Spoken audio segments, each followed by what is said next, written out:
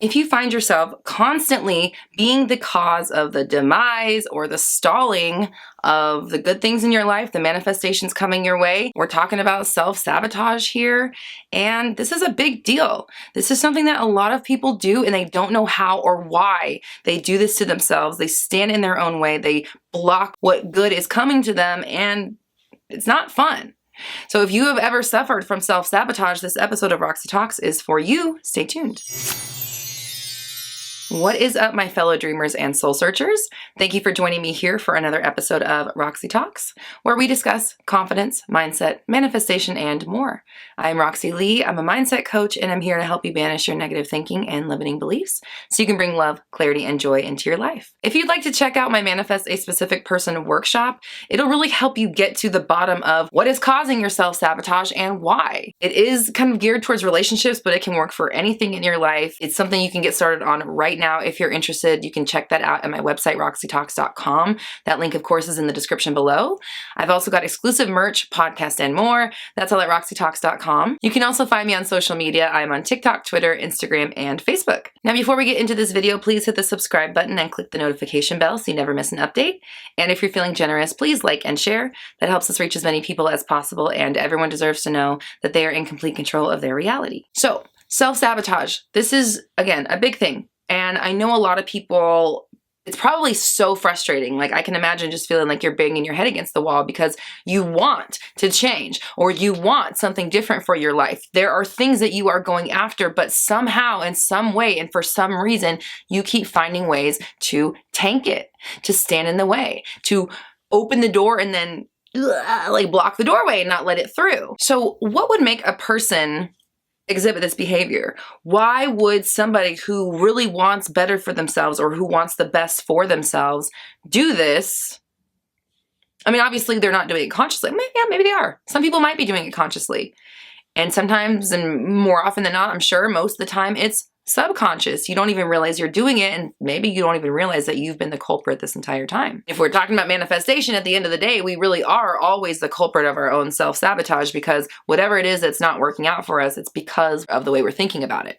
So changing the way we think about our situation in any regard is always going to change the situation itself.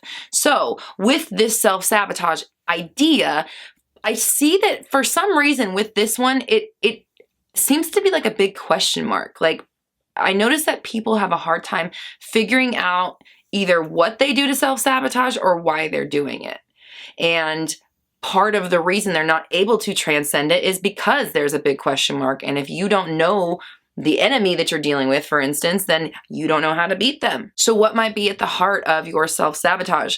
Well, first things first, I definitely have a 2-part exercise for this. I call it left hand, right column. I've talked about it in a video before. I'll link that above. I also go into depth with it in the Manifest a Specific Person workshop. It's an entire module, so it really helps you get to the bottom of these issues. But I can tell you that the answers are going to be found in your younger years. Most likely, for most people, it's childhood, adolescence, and your teen years when a lot of these ideas, these stories, these programs get implemented or implanted. One of the core beliefs that might set you on a path of self-sabotage is fear of failure. Obviously, right? We're afraid of failing. We're afraid of not making it, afraid of looking silly or stupid or dumb or going out and putting ourselves on a limb and being disappointed. That's what's at the heart of it. We're so afraid of the disappointment of not achieving it that we either don't even start or we'll start and then cause things to happen to tear it apart, right? And that's like your own brand of spiciness, like whatever it is that you do to yourself to make these things fall apart. Again, look there as well, because you want to see where these patterns are located so that you can stand in the middle of them when they start to go down. It's almost like you want to think about you're breaking up a fight. Or even if you take an Abraham Hicks example, she talks about like a boulder rolling down a hill. If you stop it before it gains momentum, you have a much better chance of not allowing it to take hold and, smash the town cars below or whatever. But if you try to get in the middle of it, like halfway down the hill, you're essentially a pancake. So if a fear of failure, that idea resonates with you, then it's definitely something you want to look at, this idea of tanking whatever it is that you're doing before it culminates just in case it doesn't work out so that you don't have the disappointment of it not working out, okay? So if that's your deal, fine, no worries. We will just deploy our resources there, okay? Another reason you might be self-sabotaging is a fear of rejection, right? A fear of rejection will lead us to preventing or stopping a relationship from taking hold before it gets too deep to where a person, if they're in too far, they can uproot the system if they leave. I had a client say something the other day that I thought was really interesting and profound.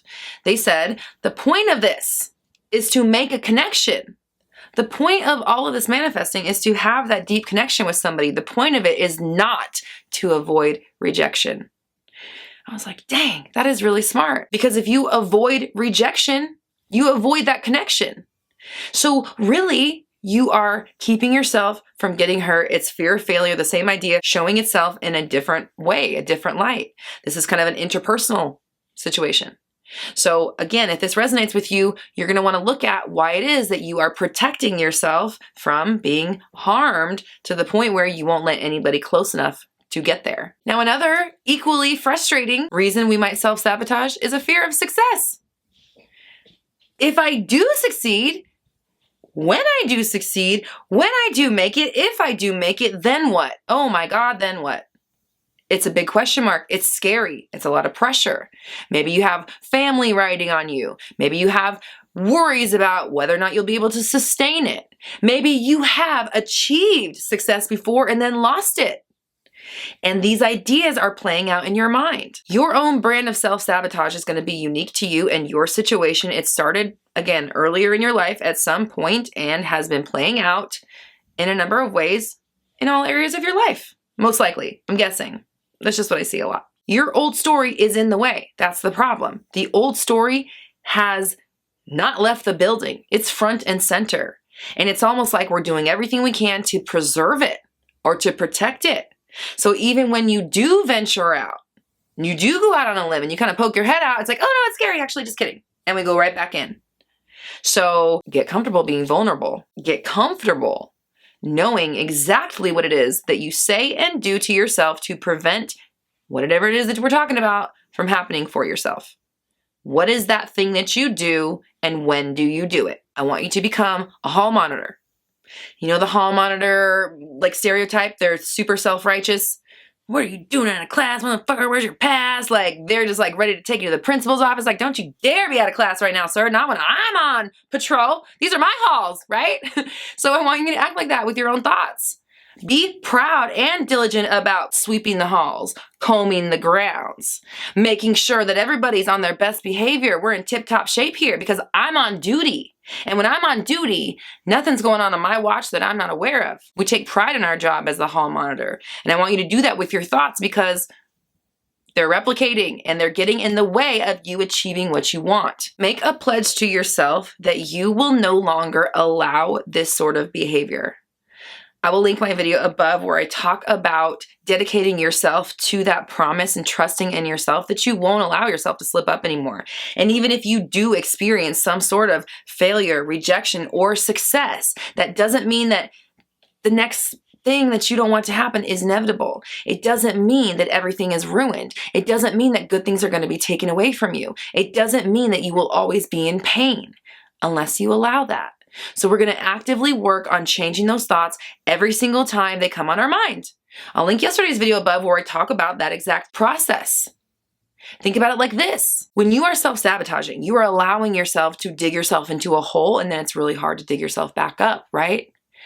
If you're shoveling, scoop of dirt, shovel, scoop of dirt, every negative thought, fear, worry, insecurity, all of it, your fears, all that shit, every one of them. If you're not correcting your thoughts, you're digging this hole and you're getting deeper and deeper and deeper.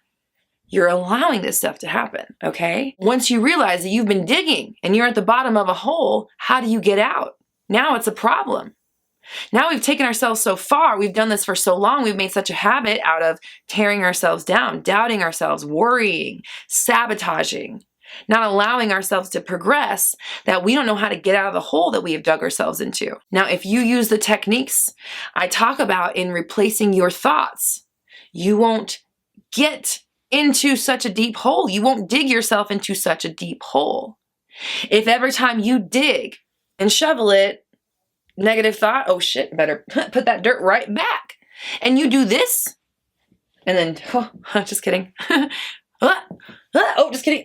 Over here, let's peel that right back up, right? If you do that, yeah, that's kind of exhausting and you're not really going to make any headway, but you're not going to dig yourself into a hole.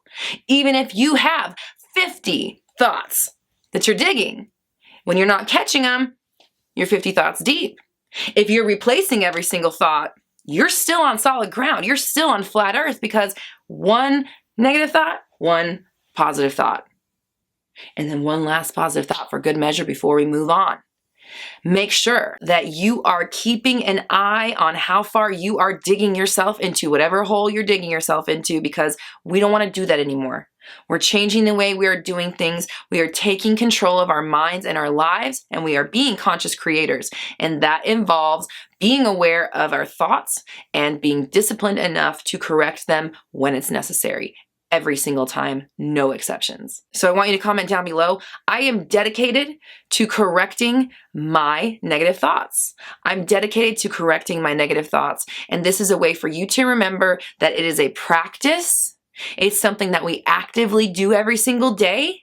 You don't have to just look for the magic pill to be fixed. You can chip away at this. You can make progress. You can learn how to get out of your own way by making baby steps or large steps, whatever you're comfortable with, every single day. You can make progress. You can keep going forward without digging yourself too far into a hole that you don't know how to get yourself out of. If you're interested in finding out more about how I did that for myself with my own personal process, check out my 30 Days of Alignment Challenge. It's completely free. I did just update it for 2020, so I actually do have a paid version if you'd like to join, but there are two versions. You can self-study, or you can check out the paid version where I actually guide you along and offer you a new video for 30 days to help you kind of get on track. It's kind of like having me as a cheerleader in your pocket every day, encouraging you, rooting for you, helping you stay focused. 30 Days of Alignment, change your focus, change the way you're living your life.